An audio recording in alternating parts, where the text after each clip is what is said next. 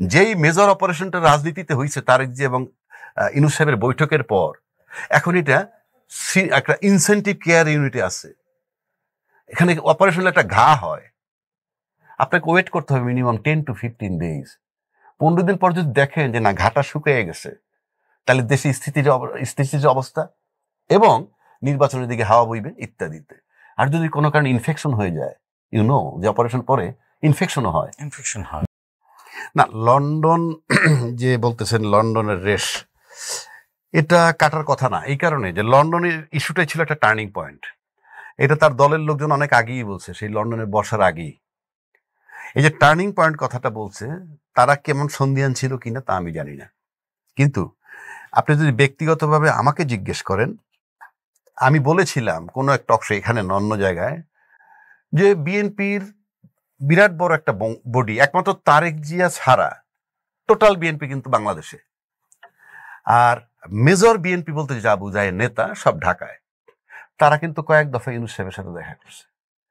তো দেখা করার পর শেষ পর্যন্ত আবার ইউনূস সাহেব লন্ডনেও তারেক জিয়ার সাথে দেখা করতে চাইছেন বলে দাওয়াত নিছেন। কেউ কেউ এটাকে পরাজয় হিসাবে দেখে। ইউনূস সাহেব অনেক তেলাইয়া দেখা করছেন। আই স্যালুট ইউনূস যদি তেলাইয়াও দেখা করে থাকেন। কেন? এটা গণতন্ত্র স্টাইল। গণতন্ত্রে আপনাকে আলাপ করতে হবে, বারবার আলাপ করতে হবে। যেহেতু আপনি রাজনীতিবিদ না, রাজনীতিবিদের সহযোগিতা আপনার লাগবে, সে কারণে দেখা করা। কিন্তু প্রশ্ন হচ্ছে ইউনূস সাহেব তারেক জিয়া সাহেবের সাথে কেন দেখা করতে চাইলেন লন্ডনে? কারণ এক তারেক জিয়া বাদে তো সব এখানে আছে, আর তারেক জিয়া সাহেবের নেতৃত্বে সব হয় বলে এখানে প্রচারিত। তাহলে তার সাথে আবার আলাদা দেখা করার প্রয়োজন কি? যাই হোক, আমি তর্কের খাতিরে ধরে নিলাম উনি যেহেতু লন্ডন যাবেন তাই দেখা করবেন। আমি সে দেখা করার আগে বলছি যে বোধহয় ইউনূস সাহেব একটা টালি করতে যাচ্ছে যে বিএনপি ঢাকা এবং বিএনপি লন্ডন এর ভিতরে কোনো পার্থক্য পায় কিনা উনি। কারণ বিএনপি ঢাকা আমরা দেখছি কি, নির্বাচন ডিসেম্বরের মধ্যে হতে হবে, সেখানে কিন্তু লন্ডন বিএনপির একটু মিল ছিল। উনিও বলছিলেন আমরা ডিসেম্বরের মধ্যে নির্বাচন চাই এবং সম্ভব। আবার আমাদের একটা হাই স্টেক বড় স্টেক হোল্ডার রেজিমেন্টেড ফোর্স, উনিও আর্মি থেকেও বলা হয়েছে ওইটা হওয়া যায় এবং হলে ভালো। প্লাস বিএনপি ঢাকার কি ডিমান্ড ছিল, একটা 2 জন উপদেষ্টা, ছাত্র উপদেষ্টা এবং খলিলুর রহমানের পদত্যাগ। এটা কিন্তু বিএনপি ঢাকার আমরা দেখছি। কিন্তু আমরা যখন লন্ডন গেল, লন্ডনে কিন্তু 2টো পার্ট হয়েছে দেখার। তারেক জিয়া সাহেবের সাথে দেখা করার 2টো পার্ট, এক্সটার্নাল অ্যান্ড ইন্টারনাল। এক্সটার্নালটা আমরা দেখছি, ইন্টারনালটা আমরা জানি না। কিন্তু এক্সটার্নালের ভিতরে আমরা কি পাইছি? যেই খলিলুর রহমান এখানে পদত্যাগ চাওয়া হয়েছে, সেই খলিলুর রহমান তাকে রিসিভ করছে লন্ডনে, এবং এক্সটার্নাল আলোচনার সময় খলিল সাহেব ছিলেন। আমির খসরু মাহমুদ সাহেব ঢাকা থেকে গেছেন, উনিও ছিলেন। তার মানে এটাকে এন্ডোর্স করা হইল, খলিলুর রহমান সাহেবকে এন্ডোর্স করলো বিএনপি লন্ডন। আর ব্যক্তিগতভাবে আমাকে যদি প্রশ্ন করেন, বিএনপি লন্ডনকে তো গুরুত্ব দিব। যদি ওখানে গিয়ে তারেক জিয়া সাহেবের সাথে কথাবার্তার পর এটা আসতো যে খলিল সাহেবের পদত্যাগ করতে হবে, ছাত্রদের পদত্যাগ করতে হবে, তাহলে তো মিল পাইতাম। আমি তো সেটা পাই নাই, সেই কারণে আমি বলছি। 1, 2, এই যে ইন্টারনাল যেটা, এক্সটার্নাল যেটা, সেটার ভিতরে কিন্তু 2 জন জয়লাভ করছে, ইউনূস সাহেবও তারেক জিয়া সাহেবও। এখন বলতে পারেন কি রকম? ইউনূস সাহেব আলোচনা সাপেক্ষে ডেটটাকে একটু সামনে আনছেন, সে নড়ছেন ওখান থেকে। না, ডেটটা আনেননি, একটা সম্ভাব্যতা আর কি, একটা সম্ভবত একটু আগে আনছেন, যেটা উনি চাইছিলেন এপ্রিলের প্রথমার্ধে, সেটাকে উনি ফেব্রুয়ারি, যদি তাও একটা টার্মস এন্ড কন্ডিশন আছে কি সংস্কার, মানে 2-3টা যদি একটা, কিন্তু হ্যাঁ, এটা যদি দৃশ্যমান হয় যে অগ্রসর হয়েছে, তাইলে হতে পারে। বাট এটাকে আমি মনে করি এক ধরনের সমঝোতা। আবার তারেক জিয়া সাহেব কি করছেন, উনিও একটু ছাড় দিছেন, উনি ডিসেম্বরের থেকে ওখানে চলে আসছেন। মানে দুজনই ফ্লেক্সিবল এবং থাকা উচিত। কাজেই আপনি ওইভাবে যদি দেখেন। কিন্তু আরেকটা ব্যাপার যদি আপনি আবার যান, ইউনূস সাহেব কিন্তু তার যে বক্তব্য ডিসেম্বর 25 থেকে জুন 26-এর মধ্যে উনি নির্বাচন, সেখানে কিন্তু স্টিক রিসেন্টলি উনি কিন্তু ওনার ওই মেয়াদের ভিতরেই আছেন। এবং এখানে যারা ব্যাপকভাবে বলতেছিল, তারা সেক্ষেত্রে আমি মনে করি কিছুটা শেকি হওয়ার কথা। এটার কারণটা কি? কারণটা হচ্ছে যে আপনি বাংলাদেশের 3টে স্টেক হোল্ডার, আমি বারবার বলি, এখানে ইউনূস সাহেবও গেইন করছেন, তারেক জিয়া সাহেবও গেইন করছেন। কেন বলছি? এই বক্তব্যের পর মনে হয়েছে তারেক সাহেব 85-90% নেতৃত্ব ফেরত পেয়েছেন। মানে বিএনপির বলিষ্ঠ নেতৃত্ব বলতে যা বোঝায়, এটা উনি 90% গ্রিপের মধ্যে ছিল, মানে চলে আসছে। এটার কারণ হচ্ছে ইউনূস সাহেব এই বক্তব্যের মধ্য দিয়ে, এই মিটিংটার মধ্য দিয়ে তাকে শক্তিশালী করে ফেলেছেন। পাশাপাশি তারেক জিয়া সাহেব কিন্তু ইউনূস সাহেবকে শক্তিশালী করছেন। এক ধরনের দুই পক্ষেরই সমঝোতা। হ্যাঁ, এটার কারণ কি? মানে দুইজনের পরিপূরক হয়ে যাওয়া। কিভাবে শক্তিশালী করছে ইউনূস সাহেবকে সেটা আমি পরে বলি। আপনি কি লক্ষ্য করছেন, ভিডিও ফুটেজটা দেখছেন, যে তারেক জিয়া সাহেবকে যখন রিসিভ করেন খলিলুর রহমান সাহেব, তারা যখন হেঁটে হেঁটে আসছিলেন, আসার পর ইউনূস সাহেব তার রুমের থেকে কিন্তু হেঁটে হেঁটে বেরোইছেন। এটা কিন্তু একটা ডিপ্লোম্যাটিক অর্থ আছে। সেটা হলেই, তুমি যদি আমার জন্য করো, আমিও তোমার জন্য করব। নাহলে তারেক জিয়া সাহেব এক রুমে বসায় রেখে ইউনূস সাহেব যাইতে পারতেন, কিংবা ইউনূস সাহেব এক রুমে বসে আছেন, সেখানে তারেক জিয়া সাহেব এসে দেখা করতে পারতেন। বাট দুইজন কিন্তু হেঁটে হেঁটে গিয়ে একত্র হয়েছে।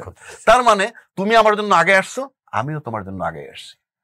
এখন আসেন, ইউনূস সাহেবের গেইনটা কি? 3টা স্টেক হোল্ডার সবচেয়ে বড় বাংলাদেশে এখন। পলিটিক্যাল ফোর্স হিসাবে বিএনপি সবচেয়ে বড় স্টেক হোল্ডার। সেকেন্ড আসেন সরকার হিসেবে, ডেফিনেটলি ইউনূস সাহেবের স্টেক হোল্ডার। থার্ড, এরকম ক্রাইসিস টাইমে মিলিটারি একটা বিরাট স্টেক হোল্ডার।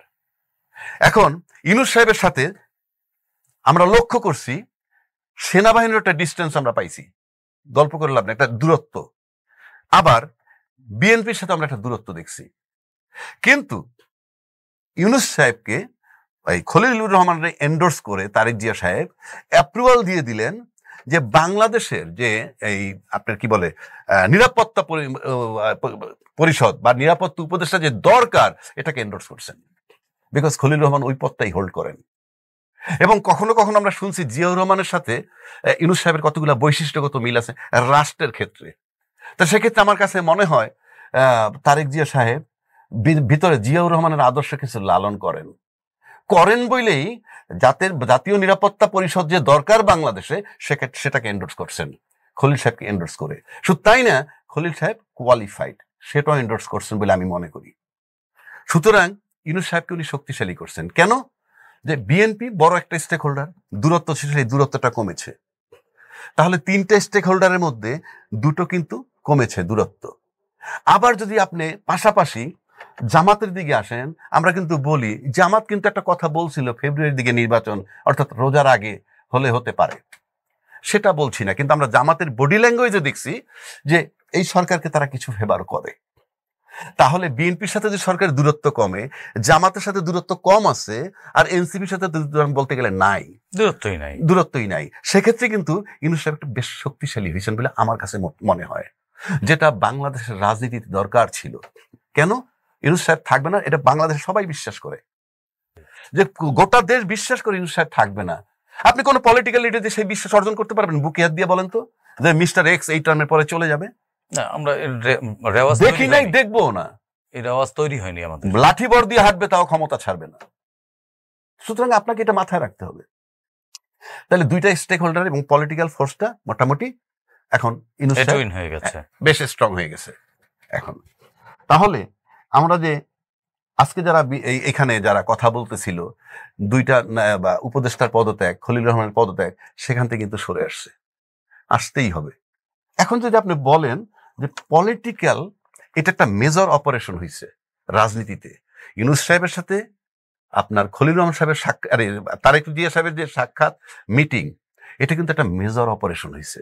এটা 2টা পার্ট বললাম, একটা এক্সটার্নাল, একটা ইন্টারনাল। ইন্টারনালটা কিন্তু আমরা জানি না, তবে ইন্টারনালটা যদি কেউ প্রকাশ না করে এখন, এটা সারা জীবন কিন্তু সাইলেন্টই থেকে যাবে। কোনো কারণে যদি এসব নির্বাচন না দিয়ে চলে যেতে পারেন, মিসআন্ডারস্ট্যান্ডিং হয়ে যায় লং রানে, ইভেন তারেক জিয়া সাহেবের সাথেও, তখন যদি বলেন আমার সাথে এই কথা হয়েছিল, উনি সেই কথা রাখেন নাই, নোবডি উইল ট্রাস্ট। মানে দুইজনই না ট্রাস্ট করবে না কেউ, কারণ আপনি তো প্রকাশ করছেন না এখন। যেহেতু আপনি এখন প্রকাশ করতেছেন না, পরে প্রকাশ করলে কেউ খাবে না, সত্যতা পাবে না। জি, সেই কারণে বলছি যেটা গোপনীয় ওটা নিয়ে ঘাইটে লাভ নাই, আমি জানি না। এখন বলছি এটা মেজর অপারেশন। আপনি কি জানেন মেজর অপারেশন হলে কি হয়? পোস্ট অপারেটিভ ওয়ার্ড কিংবা সিসিইউ বা আইসিইউতে রাখে। যেই মেজর অপারেশনটা রাজনীতিতে হয়েছে তারেক জি এবং ইউনূস সাহেবের বৈঠকের পর এখন এটা একটা ইনসেন্টিভ কেয়ার ইউনিটে আছে। এখানে অপারেশন একটা ঘা হয়, আপনাকে ওয়েট করতে হবে মিনিমাম 10 to 15 days। 15 দিন পর যদি দেখেন যে না ঘাটা শুকিয়ে গেছে, তাহলে দেশে স্থিতির অবস্থা এবং নির্বাচনের দিকে হাওয়া বইবে ইত্যাদিতে। আর যদি কোনো কারণে ইনফেকশন হয়ে যায়, যে অপারেশন পরে ইনফেকশনও হয়, যদি ইনফেকশন হয় তাহলে সেটা ভয়াবহ রূপ ধারণ করতে পারে, কিন্তু আমরা সেটা জানি না। সো আমাদেরকে ওয়েট করতে হবে অ্যাটলিস্ট 10 to 15 days যে ইনফেকশন হয় এই সার্জারির পর নাকি নর্মালি শুকিয়ে যায়। So this is the thing.